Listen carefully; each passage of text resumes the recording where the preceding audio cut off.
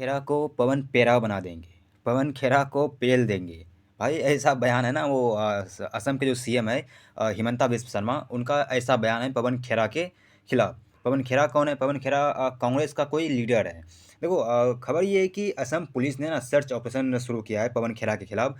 जो दिल्ली में जो उनका होम है पवन खेरा का, वहाँ पे छापे मारे गए उसको गिरफ्तार करने के लिए, लेकिन वो वहाँ पर मिले नहीं। क्योंकि खबर ये है कि उनके वहाँ के जो सीएम है असम के, उसकी पत्नी ने उसके खिलाफ एफआईआर दर्ज कराई है। अब वो किस लिए कराई है, इस अब इसके बारे में थोड़ा हम डिटेल देखते हैं। तो खबर ये निकल के आता है। देखिए मामला क्या है। जो मंगलवार को जो असम की जो टीम है कांग्रेस नेता पवन खेरा के, वो दिल्ली के स्थित आवास पहुंचते हैं। इस दौरान दिल्ली पुलिस भी उनकी टीम की काफ़ी मदद कर रही होती है, ऐसा खबर में निकल कर आता है। तो बात ये है कि देखो आखिर मामला क्या है। देखो ये घटना जो है ना, एक जैसे कि अभी असम में चुनाव है, यानी कि 9 अप्रैल को या 9 तारीख को वहाँ पर चुनाव होने वाला है। तो इस वजह से वहाँ सारे नेता पहुँच रहे हैं और बयानबाजी कर रहे हैं। तो वहाँ पे मामला ये है कि यह घटनाक्रम उस दिन हुआ जब पवन खेरा ने एक कॉन्फ्रेंस के जरिए दावा किया कि असम के जो मुख्यमंत्री है हेमंता बिस्व शर्मा, उसकी पत्नी जो का है रिंकी बुआन शर्मा के पास 3 पासपोर्ट पड़े हैं। मतलब 3 पासपोर्ट पड़े हैं। अब कितना ये सच है, कितना झूठ है, आगे बताएंगे अभी इस वीडियो में। उसने कहा कि ऐसा उनका है, 3 पासपोर्ट यहाँ पर पड़े हैं, आप देख सकते हैं। देखिए खेरा ने कुछ दस्तावेज भी साझा किए हैं, जिसके कथित तौर पर यूए के नाम, कंपनी इजिप्ट वॉर्मिंग जो अमेरिका की एक कंपनी है, रजिस्टर्ड कंपनी दिखाए गए थे। और उन्होंने कहा कि खेरा का यही आरोप था कि यह जानकारी मुख्यमंत्री के हलफनामे यानी कि एफिडेविट में घोषित नहीं की गई है। आखिर ऐसा क्यों? तो इसको ऐसा उनका जवाब था। जब ये मामला जब गरमाया तो उसकी पत्नी जो उनकी वाइफ है, उन्होंने इसके खिलाफ एफआईआर किया। जो उनके पत्नी का नाम है रिंकी भूयान शर्मा, उन्होंने पवन खेरा के खिलाफ शिकायत दर्ज कराई।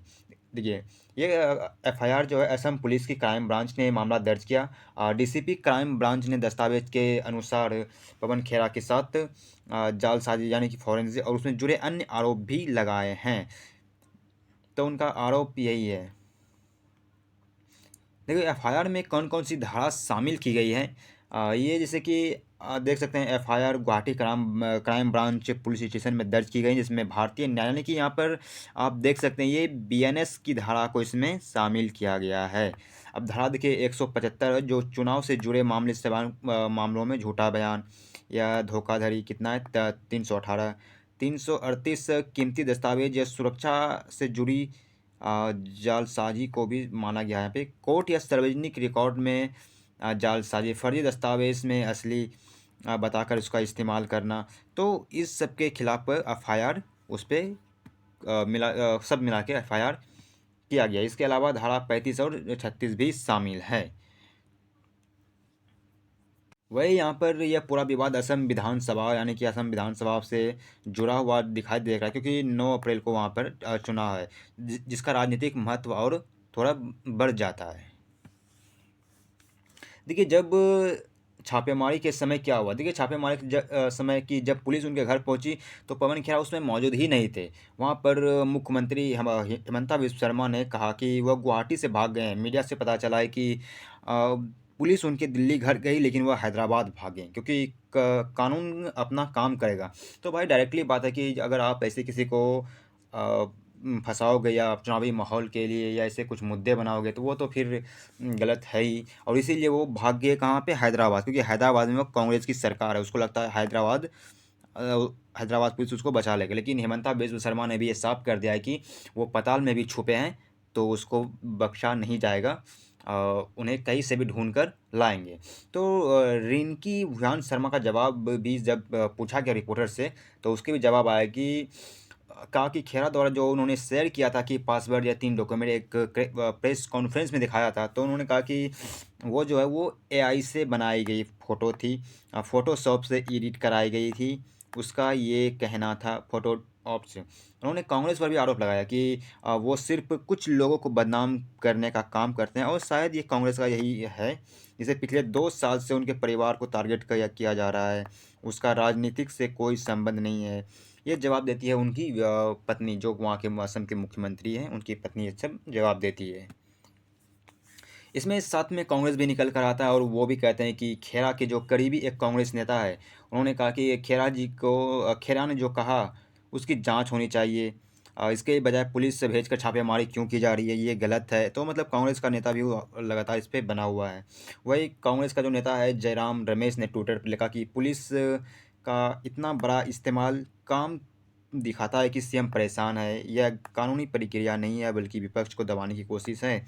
उन्होंने इसे विच हंट यानी कि राजनीतिक बदले की कार्रवाई को बताया गया। तो देखना क्या है, तो सब अपने अपने काम में लगे, यानी कि पासपोर्ट विवाद में है क्या।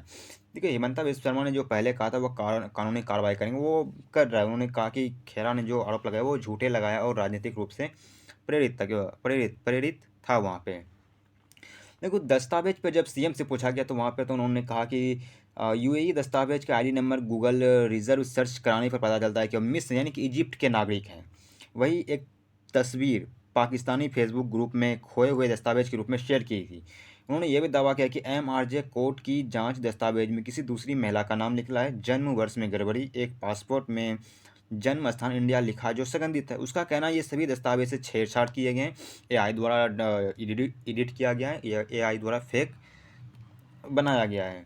यानी कि अगर सब मिलाकर देखें तो इसका कोई ठोस सबूत मिलता नहीं। राजनीतिक आरोप के पता कोई ठोस सबूत नहीं, कानूनी कार्रवाई और चुनावी माहौल तीनों का मिश्रण बन चुका है। इसमें कोई ठोस है ही नहीं। मतलब ये सब खत्म हो गया, मतलब कुछ है ही नहीं इसमें। ये झूठा आरोप लगाया। बाकी ऐसा भी न्यूज़ निकल के आ रहा है कि जो इजिप्ट के जो बता रहे थे कि नागरिक है, उन्होंने जवाब दिया कि यहाँ ऐसे कोई डॉक्यूमेंट पब्लिक हुई ही नहीं। ये सब कांग्रेस की तरफ से अपना पोस्ट कर रहे हैं यहाँ